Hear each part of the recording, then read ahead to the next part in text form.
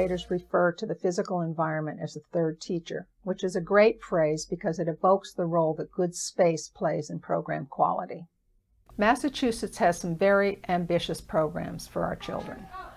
The Quality Rating and Improvement System, the Governor's Act to Reduce the Achievement Gap, the Race to the Top Early Learning Challenge, and a number of other programs that all focus on improving academic outcomes for children, particularly high-needs children. These efforts are more likely to succeed if we move the programs out of windowless classrooms with poor air quality, abysmal acoustics, and into spaces that are well-equipped, well-designed, and that really support teaching and learning.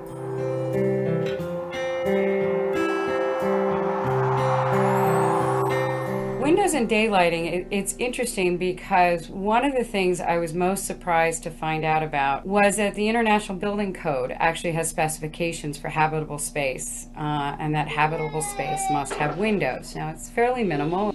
Window space should be equivalent to approximately 8% of the floor space or better. And we have walked into childcare programs that have no natural light. Light and exposure to natural light and the reverse of that, exposure to artificial lights, particularly fluorescent lights, have an impact on their learning experiences.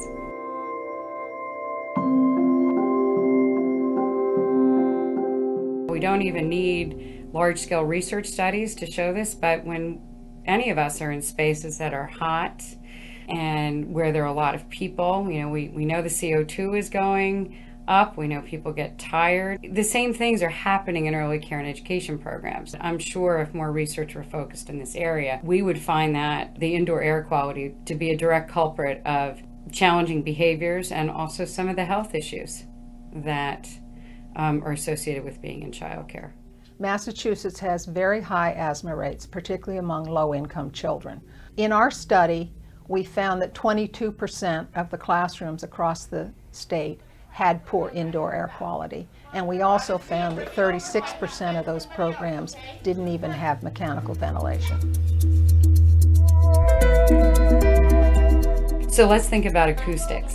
It's a common sense question. I have difficulty hearing across a room in an early care and education program. I can't imagine a child who is trying to piece together and make sense out of oral language is able to do so in a lot of those environments. The other thing too that I think is interesting and has not been explored, but teachers often have to really raise their voice to be heard by the group. And yeah, sometimes it sounds like yelling. What is it like for children to be in environments where they feel like they're being yelled at all day? And it may be simply a byproduct of the fact that you really have to raise your voice to get above the din in the room.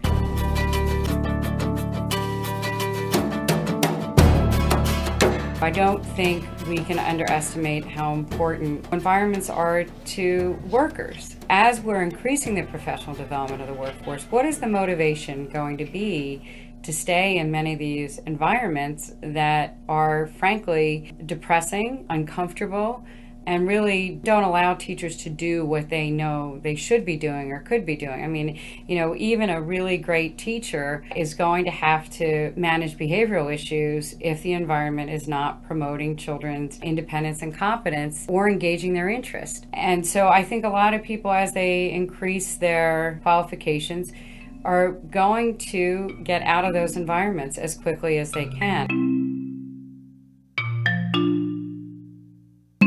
Long-term solution, I really, it's easy to say this and I know it's much harder to do, but this is a public financing issue. Early care and education programs are so undercapitalized, they can't even afford to pay their staff a decent wage. There's no way that they on their own could develop and pay for the infrastructure that would really lay the foundation for a really high quality early care and education sector in any community that I can think of.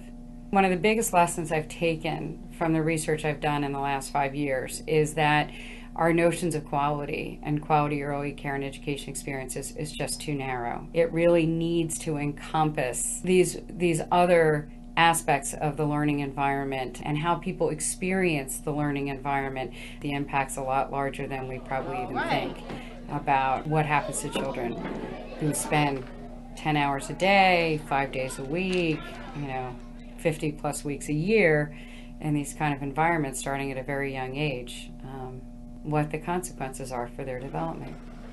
One thing that's clear is when I walk into programs now and I see the condition of facilities, it says a lot to me about what we as a society think about early care and education and how much we value children and how much we value the workforce. And it would not be a surprise to me if the children who are in those programs, as well as the workforce that works in those programs, is also either consciously or unconsciously getting messages that they're not valued.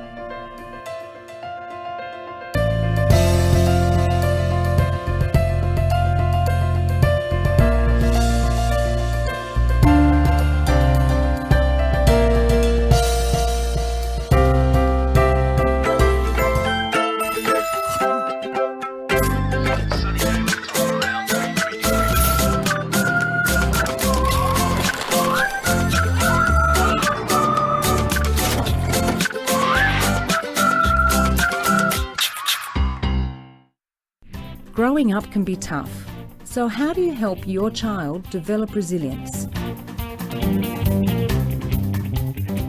Things don't always go to plan. As adults, we have skills to deal with these things. I think that we need to take a step back and specifically teach kids to be resilient. Resilience is about bouncing back in terms of problems that they might come across in life and being able to turn around, brush yourself off and start again and be able to interact effectively with their peers.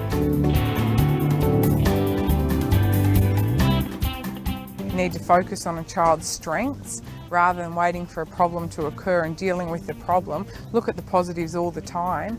An example would be that if you have a child who comes home, they're feeling picked on, rather than addressing the issue of you were picked on, let's look at the whole day. What happened in that day? What was good about the day? What are the positives that child has? You've got these friends, rather than focusing on the negative issue. When we're complimenting children, we need to make sure that the compliments are genuine and they're for things that they are actually good at, not just trying to make things up to make them feel good about themselves. It's important you don't take children for fools, and telling them every day that they're great at everything doesn't work. Kids know what they're good at and know what they're not good at. We all have strengths, they're all in different areas, and I think it's important for little people to know what they're good at and to accept what they're not so good at. Involve them in outdoor activities. I think that's a really good way. They're able to socialise, extracurricular activities where they can actually bond with friends and different people in different contexts, in different situations. I think schools are safe haven for many children, so putting them out in different environments is a really good way of developing resilience, because they've had to react to different people in different ways. I think there's definitely a link between physical activity and self-esteem and confidence. By being in a team, they learn how to communicate, they learn how to interact, they learn how to problem solve. And so in sporting situations, all those skills get developed. I guess as a parent that you should try and encourage your child to have a go at everything and not put the focus on whether or not you'll be good at it, but let's go and try something. You need to teach them how to be a good person and then remind them that they are a good person. That's the most important thing. They don't have to be great at soccer, they don't have to be good at maths or reading or have all the latest gadgets. They do have to know that deep down they're a good person, and that's what will give them the real confidence they need to be resilient. I think sometimes as parents we get a bit too overprotective. I think we jump in too quickly sometimes, and so our children don't make mistakes. And children will make mistakes. We make mistakes, but we learn from those mistakes. It's all a part of that resilience building, isn't it? That if you do make a mistake, you can laugh it off and think, okay, what could I learn from that? And next time we come across a situation, you might do things better. When kids not fail, but when things don't work out always the way you want to, that's a learning opportunity. You can't always succeed all the time. You can't always get 100%, but that informs you on where you need to go and what you need to do to improve. So it can be a really good positive thing to not always get it right. I think the big thing with resilience is that we can't make everything fair. I think sometimes parents go out of their way to make a child's day, life, week fair. Life isn't fair. And rather than trying to make things fair for your children, it's more beneficial that you teach children how to cope with things when they're not fair. And generally, if a child can accept something's not fair, that doesn't mean it's okay, but lots of things in this world happen that aren't fair. No one can change that. And as a parent, we need to teach from that situation help our children to deal with that. And I think that's so important, that we teach children values. We teach them to respect each other, show them what it looks like. What does respect sound like when you're talking to someone else? If a child is resilient, then they have a lot of self-esteem, and they seem to be able to cope with any situation that comes up. So it's very good for a child to be resilient and calm. When a parent is modelling that calmness, that's showing their children that they should be resilient.